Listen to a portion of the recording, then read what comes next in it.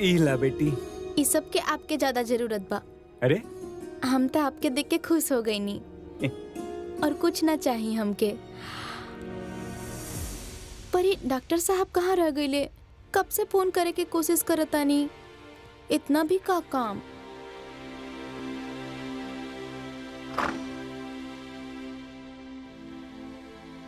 विक्रम जी, आप छुड़ैनी ना हमारे बाबूजी के, पर डॉक्टर साहब कहाँ बाड़े?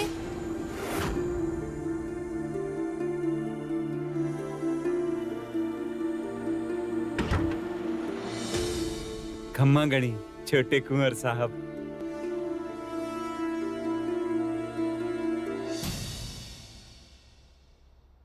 भाभी साहिब,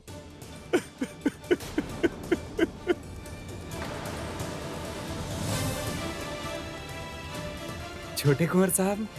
भाग, आप तो एकदम कमजोर दिल के निकलनी। अब हमके कुछ नहीं के भइल। ये देखिए फिट बनी एकदम।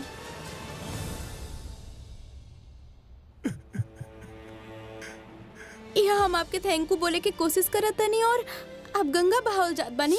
हाँ कहा भइल? भाभी साहिब, I'm so sorry मैम। सारी काहे बोलत बनी? ये सब तो आपके और डॉक्टर साहब के वजह से भइल बना, और ये एहसान हम कैसे चुकाई समझ में ही नहीं के आवत। भाभी साहब, आपके कुछ बतावे के बा। पर उससे पहले आप हमके ई बताएं कि डॉक्टर साहब कहाँ बाड़े? कब से फोन करे के कोशिश करत बनी और ये लोग कुछ बतावते नहीं के हमके। आपके तो पता ही होगी ना वो कहाँ बाड़े? ज्यादा बिजी बाड़े का?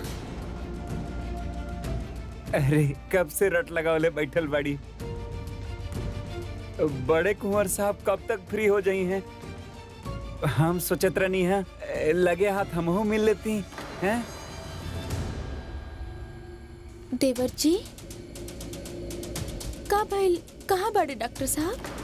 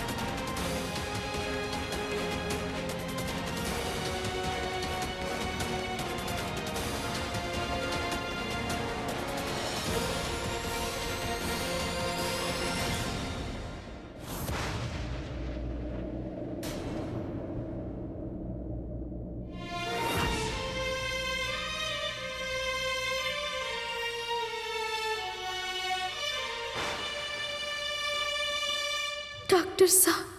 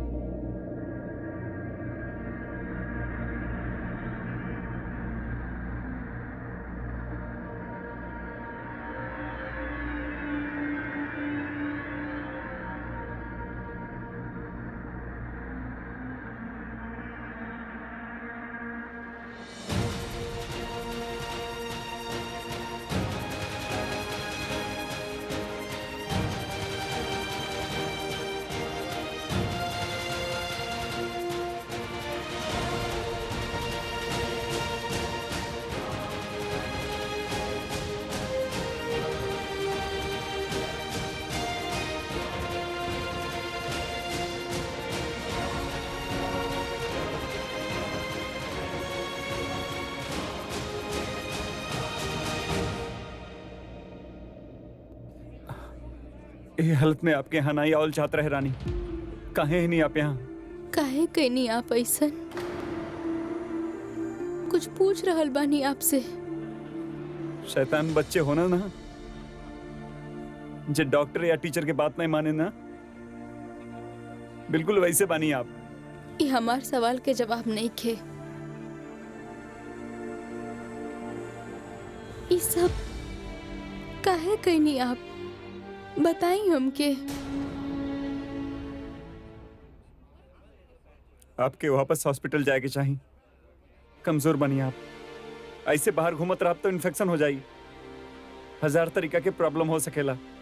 प्लीज जाइए वापस। हमके जाने के हक बा डॉक्टर साहब। बतावत काहे नहीं की आप हमके? हमार बाबूजी के छुड़ावे खातिर खुद के गिरफ्तार करा देनी आप। काहे कहीं नहीं ऐसन? गलती जे करा, सजा वही के मिले के चाहे रानी। एक्सीडेंट हम ही से भइल बा। झूठ बोला तानी आप हमसे डॉक्टर साहब। हम आपसे सच कहता नहीं, तब भी आपसे सच कर रहा नहीं, आज भी आपसे सच कहता नहीं। हम कहले बानी एक्सीडेंट। आप तो सब कुछ जानत रहनी है ना? केहू के पता ना चलक चाहे कि हम यहाँ आए लनी। वो रात चौरी बाजार में आप ही कहले रही ना एक्सीडेंट? हाँ, कुछ ना छुपोले रहनी आपसे। हम सब बतौले रहनी आपके। फिर इतना हैरान काहे होता नहीं आप? का वजह बा आपके पास? बस इतना जान ली रानी कि जो हमेशा होकल चाहत रहू अब होता। हमके हमरे कैले का सजा मिलता। बस आप प्लीज जाइए यहाँ से। ना डॉक्टर साहब, एक बार हमारी बात सुन ली। देखिए, ये दिमाग जे बाना बहुत ही बुड़बक चीज बा। जब भी कोनो नया आदमी के मिलेला ना, तो बहुत सोच विचार करेला, आकलन करेला, मगर ये दिल सिर्फ महसूस करेला डॉक्टर साहब।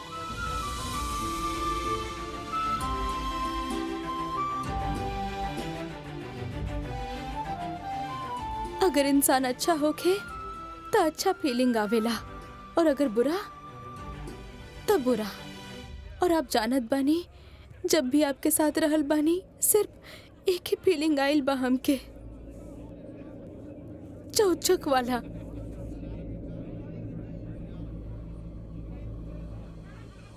गलत बानी आप। डॉक्टर साहब देखिए, एक बात हम सही से जानत बानी, अगर आप ये एक्सीडेंट कैले होती ना तो बाबूजी के कबू जेल ना होके देती। अस्पताल में चाकू छुरी इस्तेमाल करके इंसान खोल के रख देवे नहीं आप, पर अस्पताल के बाहर आवते ही केहू से भी ऊंचा आवाज में बात ना कर सके नहीं। इतना नरम दिल बा आपके। और अगर गलती से कर भी देनी तो आज के जमाने में चिट्ठी लिख के माफी मांगे नहीं।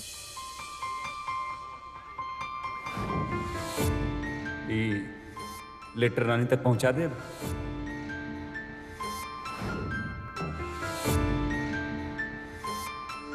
हम मानत आने की गुस्सा में हम ज्यादा बोल गए नहीं, ना ही करल चाहत रहा। के लिए एक खास दिन पर हम पुरानी बात भुला के नई शुरुआत कर चाहता नहीं। आई एम रियली सॉरी रानी। इतना सीधा बानी आप डॉक्टर साहब, तो फिर काहे ये सब? हमरे बारे में गलतफहमी पाल चुकल बानी आप। हम नादान जरूर बनी डॉक्टर साहब, पर सही बुरा में फर्क कर जानत बानी। और ये बात हम डंका के चोट के साथ कह सकेनी कि आप बुरा नहीं की।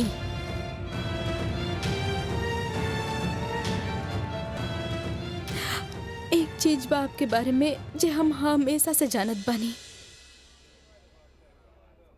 डॉक्टर साहब, is a good man, he is very चौचक मैन। जानत बानी हम। कुछ नहीं किया था, कुछ जाने की जरूरत भी ना बा आपके। बस इतना जान लें कि जो ना आपके सामने बा उहे सच है। प्रॉब्लम कहा है आपके? हाँ, हमेशा से यह चाहता नहीं है कि आपके बाबूजी आजाद हो जाऊं। आप उनके बलियां ले जाएं, किराना की दुकान खोली, आपका सब सपना पूरा कर चाहते नहीं है आप। ये रहे ना,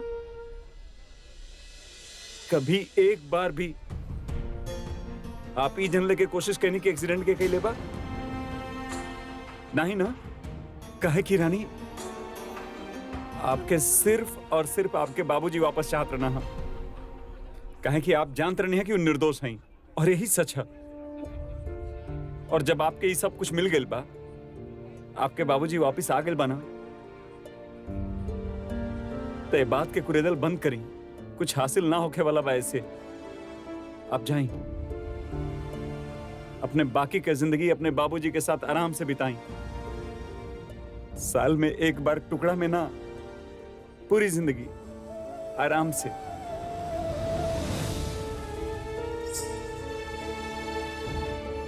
जाएं, गो गो जाएं रानी, प्लीज। ना ना ना ना ना।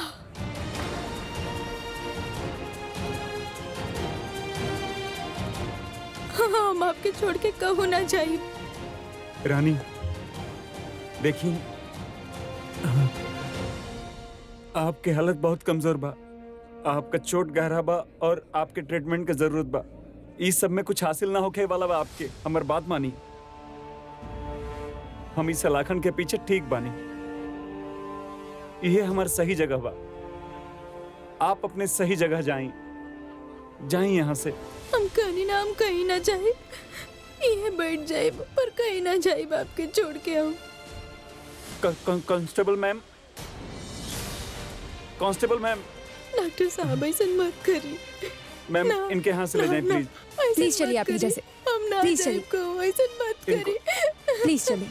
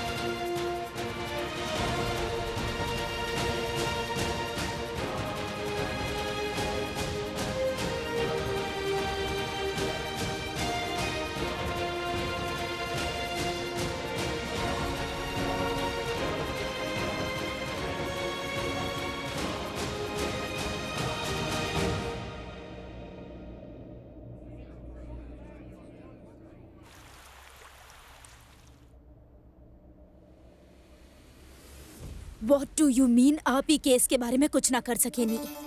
आप शायद रजावत नाम के बाहर भूल गए बानी। वीर सिंह रजावत नाम बा उनकर, और हमरा के उनका के आज ही जेल से। हेलो, हमार फोन काट देलस। राजेश्वरी, संभालिए अपना आपके। कहाँ जरूरत रहे सब करे के, वो भी अपन बीवी के खातिर। I mean, how could he? जबकि हम सब कुछ हैंडल करत रहनी ना। हम होम मिनिस्टर से बात करत आनी। 1 मिनट। रानी, रानी, बाहर आवा। आज तो क्रम सबक सिखा के छोड़ब। रानी, क्यारा प्लीज, तू अकेले परेशान नहीं को, हमनी सभी परेशान बानी यहाँ पे। देख ले लो ओकर सर पे चढ़ावे के नतीजा। आज ओकर वजह से वीर जेल में बा। हो गए नहीं आप सब खुश? यार प्लीज यार, अपन बकवास बंद कर यार। तू ये हमार घर के मैटर पे हम सॉल्व कर ले। तू का करे बड़ू यहाँ पे? वीर से जुड़ल हर बात में हमार पर्सनल मैटर बा। तू जाने ला कि वीर हमरा खातिर कितना इम्पोर्टेंट बा।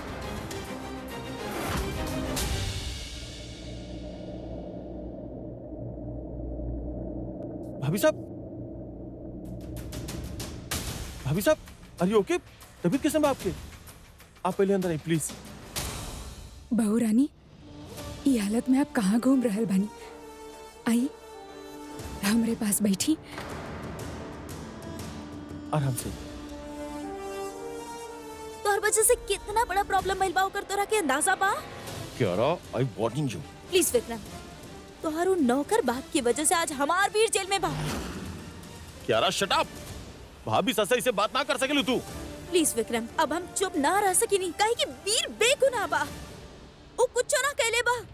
जौन रात एक्सीडेंट भइल रहे उ रात हमनी के एंगेजमेंट रहे और वो घर पे रहे। तब फिर वो कैसे वो हो सकेला? अब का होगी? वीर तक कह देलस कि एक्सीडेंट ऊ कर ले बड़े। अब उनकर झूठ के सच मान लिहल जाए। और ओकरा अब सजा भी मिली। 19 मार्च के ओकर अगला हियरिंग बा। हे भगवान, केकर नजर लागल बा हमनी के परिवार के? वीर जेल में बा और ई सुन के नंदिनी चक्कर खा के फेंट हो गई। रानी सा प्लीज आप कुछ करी। हमनी के पास वक्त बहुत कम बा। देखा है ने? इनकर हालत देखा। इनकर चेहरे पे खुशी दिखाई दे रहल बा। अरे आंख सूज गइल बा रो रो के, फिर भी तोरा लग रहल बा कि इनकर गलती बा। विक्रम ठीक कह रहल बा। ये वक्त हमनी के रियल प्रॉब्लम के ऊपर फोकस करे के चाहिए, वीर के ऊपर, कि वो ये सब काहे कैलस, ना कि एक दूसर के ऊपर इल्जाम लगावे के बारे में। ये हम कुछ न जाना तानी। केहू हमके प्लीज वीर के पास ले जाई। हमके वीर से मिले के बा। दादी साहब, हमनी के जाए उनकरा पास। आप प्लीज रोई मत। हमू साथ चला। रानी बेटा तू अंदर जा, आराम कर। हम वीर से मिल के आवत हैं। राजेश्वरी चलल जाए? ना, हमरा यहाँ पे बहुत सारा काम बा वीर के छुड़ावे खातिर। आप लोग जाएं, हम जाएब। अकेला में मिलब वीर से। चला। चलिए विक्रम।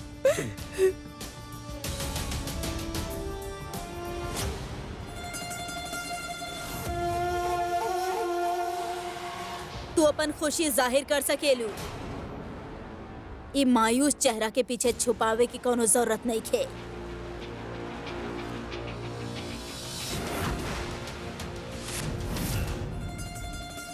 का आपके सच में लागेला कि हम खुश बानी?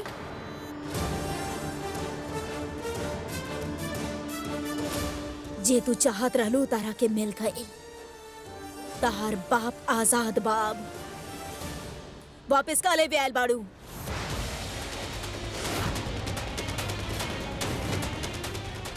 तरा पता बा जब हमरा के खबर मिलल रहे कि ऊ भगदड़ में तू भी घायल हो गयल रहलू, पहला बार तहार फिक्र होखत रहे हमरा के। काहे कि एक पल के खातिर हम भूल गयल रहनी कि तोहार औकात वाला ऐसे ही मौका के इंतजार करेले।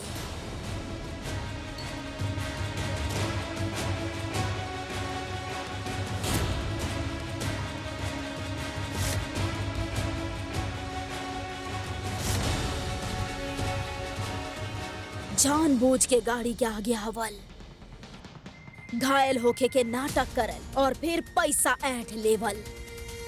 ऐसा ही सब कुछ होखेला ना? और तू भी तो उहे कैलू।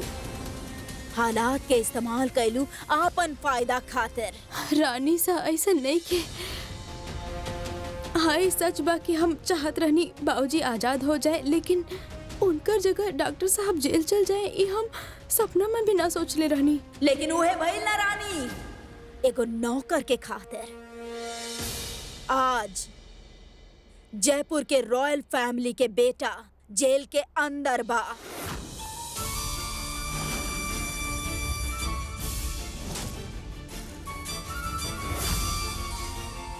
हम नहीं की जानत रानी साहब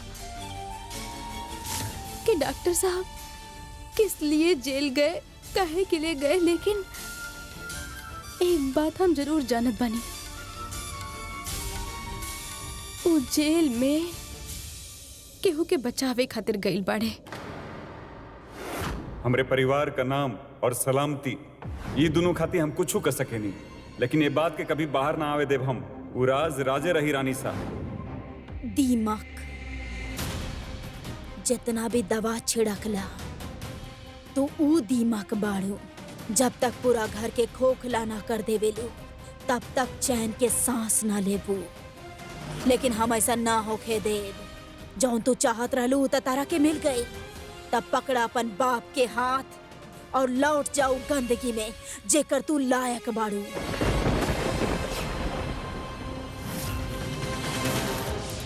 निकल जा हमार घर से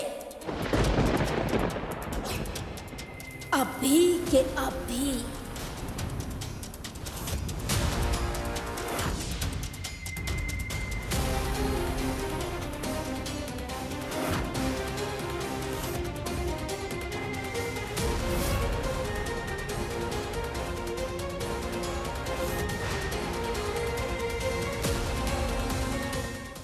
तू जे चाहत रहलू उतारा के मिल गई। तब पकड़ा अपन बाप के हाथ और लौट जाओ गंदगी में जेकर तू लायक बाड़ू।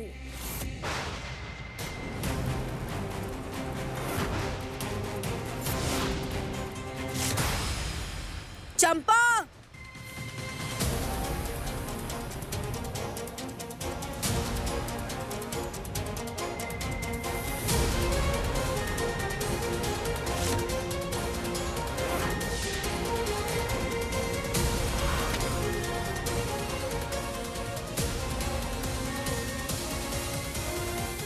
नौकर हमेशा नौकर ही रहेला रानी। अब जैसन हम वैसने तू। सॉरी तहार हालत तो हमसे भी ज्यादा बुरा हो गइल बा रानी। घर निकाला हो गइल तहार तो रानी। रानी साही ये आप का करत बानी? जे हमरा के बहुत पहले करे के चाहत रहे। पूरा परिवार के आंख पर भले ही तोहार अच्छाई के चादर चढ़ गए होखे, लेकिन हम तोहार असलियत जाने नी रानी। वरना जौन घर में हमारी इजाजत के बिना केहू सांस तक न लेवेला, उहे घर में आज वीर इतना बड़ा कदम उठा लेलस, उ भी हमरा से पूछले बिना। और ये सब काहे भइल? तोहार वजह से भइल, तोहार बाप के वजह से भइल। निकल जा हमार घर से अभी के अभी।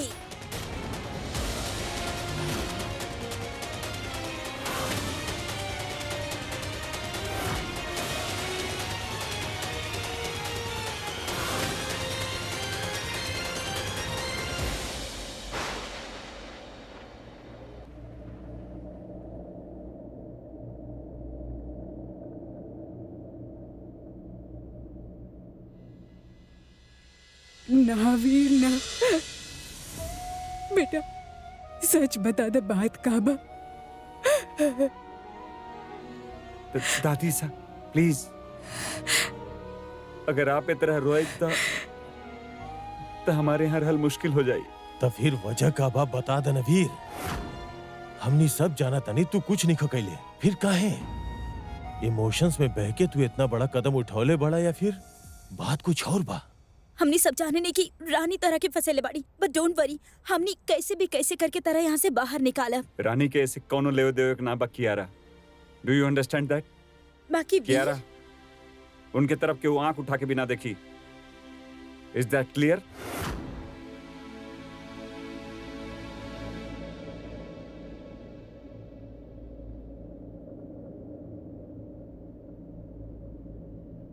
कोनो वजह ना है पापा। एक्सीडेंट भी हम ही कैले बानी और खुद के सरेंडर भी हम ही करता नहीं। ना ब्रो, ये सच हो ही नहीं कर सकत। ब्रो हम मिस्टर भंडारी से बात कर ले बानी। वो जयपुर के बेस्ट लॉयर बाड़े, आपके केस वे संभाल रहल बाड़े। 19 मार्च के हेयरिंग में ब्रो हमनी के बहुत तैयारी करे के बा। प्लीज प्लीज सच बताई।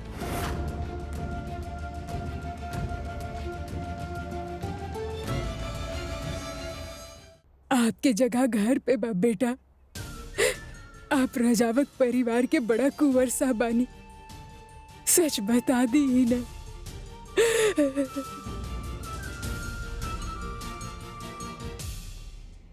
दादी सा, पापा, विक्रम, हम जौन कुछ भी आप सबसे कहले बानी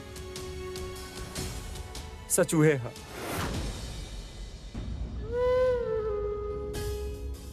हम अपन कन्फेशन दे दिल बानी विक्रम, लॉयर की जरूरत ना पड़ी, जौन सजा मिली हमके मंजूर बा। नावी, ये कैसे हो सकेला? ना। दादी सा हमरे तरफ देखी, हमरे तरफ देखी। अब गलती कैले बानी तो सजा तो भुगते तो पड़ी ना, आप रोई मत। तू कुछ भी कहत रहा, लेकिन हमरा पता बा तू कुछ नहीं कैले। यही से हम तोहरा यहाँ अंदर ना रह दे। अगर एक्सीडेंट आप कैले होती तो रामू का कबू जेल ना जाए देती। जरूर कोनो वजह बा कि आप इतना बड़ा स्टेप ले ली। ब्रो, आप हम सबसे सच छुपा रहल बानी और ये आपके चेहरा पे साफ साफ दिखाई दे रहल बा। पापा और दादी सब परेशान हुई हैं, यही से सबके सामने ही सवाल नहीं पूछ सकत, पर अकेले में जरूर पूछब। शायद तब आप सच्चाई बताई।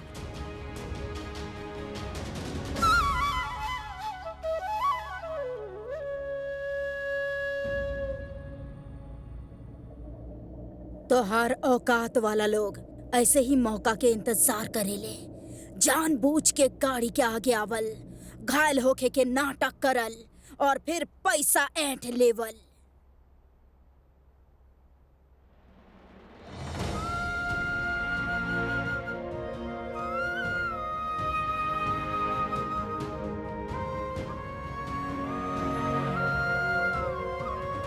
एक नौकर के खातिर आज जयपुर के रॉयल फैमिली के बेटा जेल के अंदर बा। जे तू चाहत रहलू तो तरह के मिल गई। तब पकड़ अपन बाप के हाथ और लौट जाऊ गंदगी में जेकर तू लायक बाड़ू।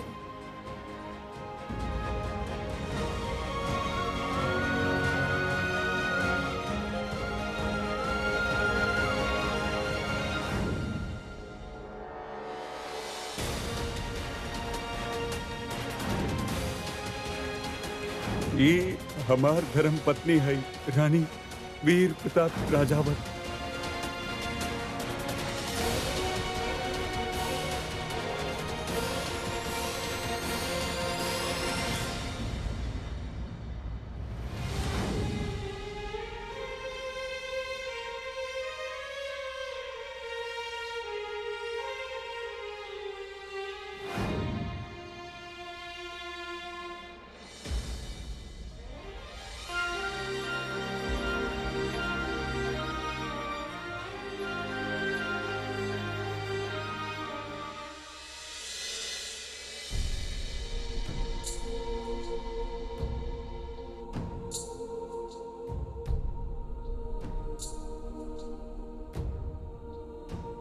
शीशे में जौन इंसान खड़ा बा, उम्मे और इम्मे कोनो सिमिलरिटीज नहीं बा।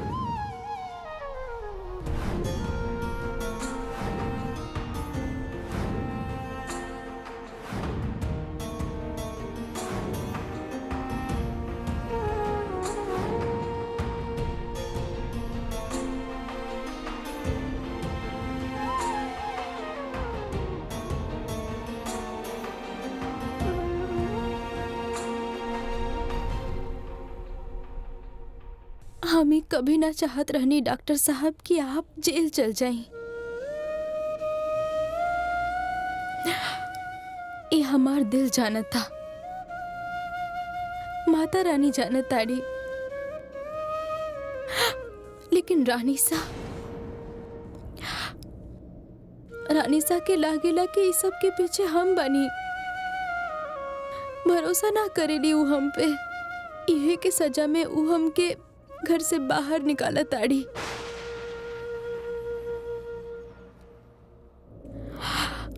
इत्तेफाक के बात तो यही बाकी जैसे हम डरत रहनी, घबराहत रहनी, अपना आप से एकदम अलग मानत रहनी, आज उनकरे में इतना घुल मिल बनी। ये हमार परिवार अब सबसे दूर तक जात बानी हम। मगर अपन दिल से कबो ना निकाल पाई। अपन बाबूजी के रिहाई खातिर कितना प्रार्थना कईनी हम, और अब जब वो हमके मिल गईले तब बदला में इतना बड़ा सजा मिल रहल बका।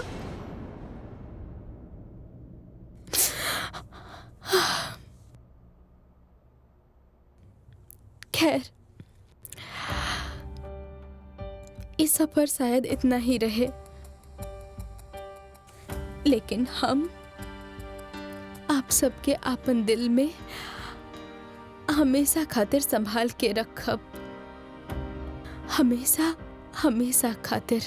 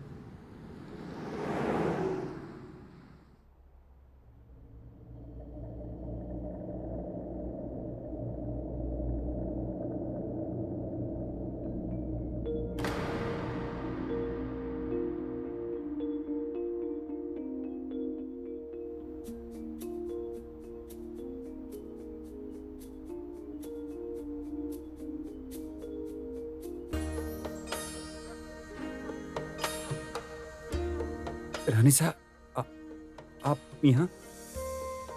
थोड़ा देर पहले दादी साहब विक्रम पापा आके गए रहना।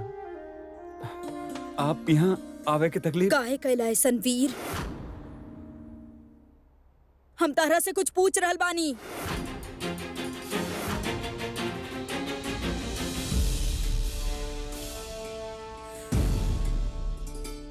का जे हम सोचतानी उ सच बा कि वाकई तारा एगो नौकर के बेटी से प्यार हो गइल बा, और इतना प्यार हो गइल बा कि तू अपन परिवार, अपन जिम्मेदारी भूल गइल बाड़ा। ना ना ना रानी साहब, ऐसा कुछ नहीं के। हम जानता नहीं कि हम आपके हर्ट के नहीं रानी साहब, लेकिन वो वक्त हमके जौन सही लगल उहे कहीं नहीं रानी साहब। रानी के में कोनो कसूर नहीं के रानी साहब। तब फिर के कर कसूर बा हमार कि हम घर चली जाएं, सब कुछ भूल जाएं? हम हर मुमकिन कोशिश कर रहल बानी तारा जेल से निकाले के, और तारा उकर पड़ल बा। हमार दिल दुख रहल बा वीर, हम अंदर ही अंदर टूट रहल बानी तारा जेल के अंदर देख के। आप अपने बेटा के हाल में देख के इतना परेशान हो रहल बानी रानी साहब। आप सोची, रानी अपने बेगुनाह बाबूजी के हाल में कब तक देख पाती?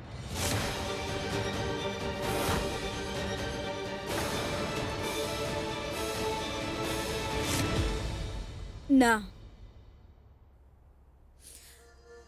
तू ए वक्त कुछ समझे ही ना चाहेला। कोनो बात ना हो खेला। बच्चा अपन राह से भटकेले, लेकिन माँ बाप के जिम्मेदारी होखेला उनकर सही राह में ले आवे के, और हम तोहरा सही रास्ता पे लाइब। तू अपन फैसला ले लेला ना वीर। अब हमरा जे ठीक लागी हम उहे करब। रानी साहब प्लीज ऐसा कुछ।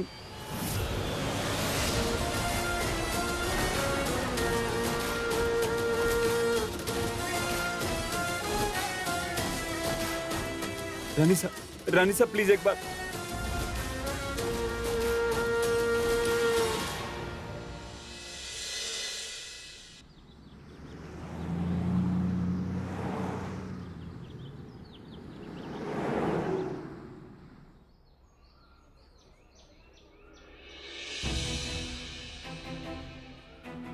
हमके तो अभी भी नहीं खिलागत कि ये सब डॉक्टर साहब कैले बाड़े।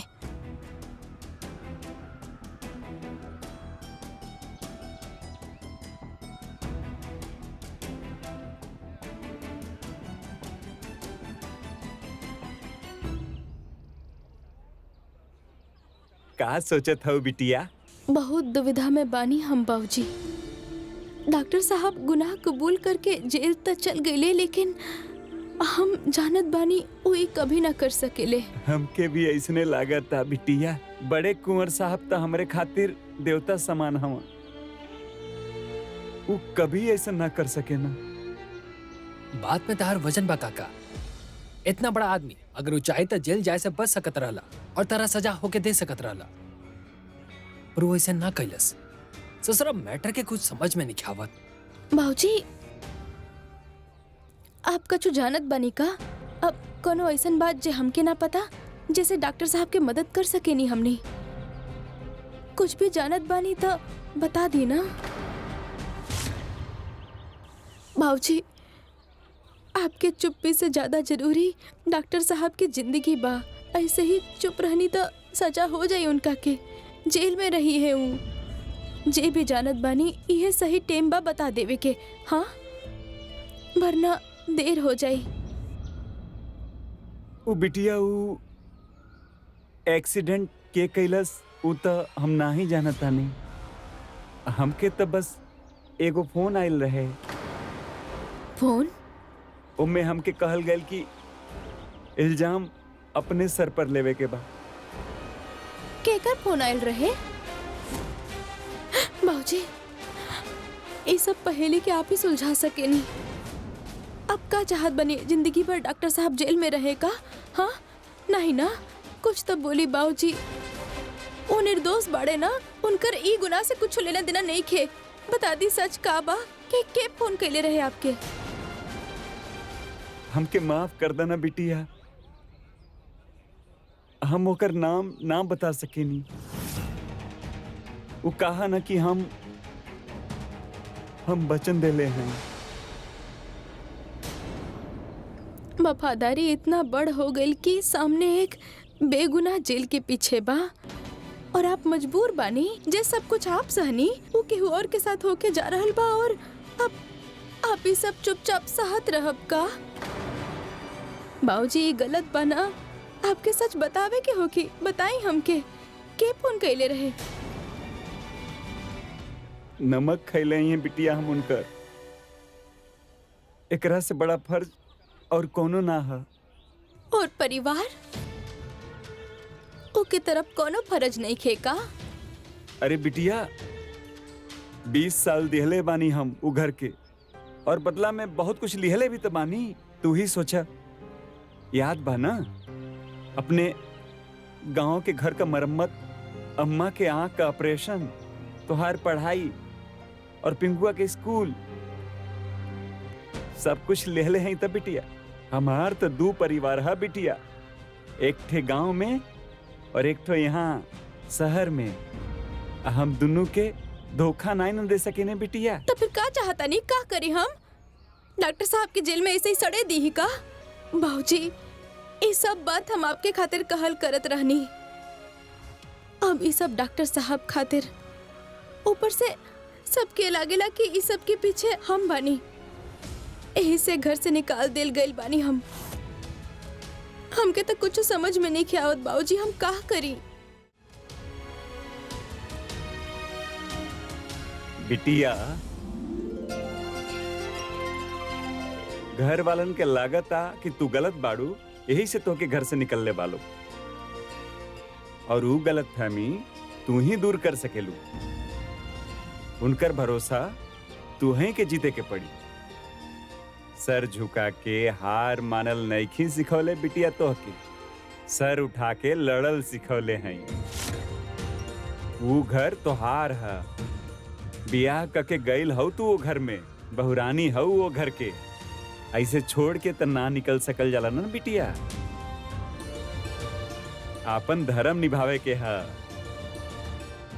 अपने बाबूजी से जे वादा कैले हऊ उहो पूरा करे के है। कसम खा बिटिया, एगो अच्छा बहू के हर फर्ज निभाइबू। हम तो बस इतना ही कहेम कि जौन तू चाहत रहलू ऊ तो हो गई। रामू काका तारा लगे वापस भी आ गइलन। अब तू बतावा कि तारा के ई सब छोड़ के बलिया वापस जाए के बा कि ना। ई फैसला खाली तार बा, सोच ला का करे के बा।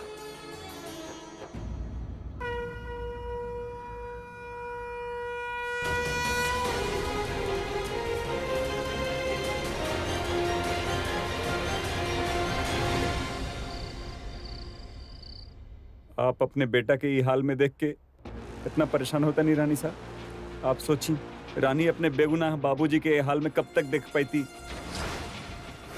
ई सबो रामू के बेटी की वजह से भइल बा। हमार घर, हमार इज्जत सब खतरा में बा एगो नौकरानी के वजह से। हम दोबारा ओकरा कबो ए घर में आवे ना देहब।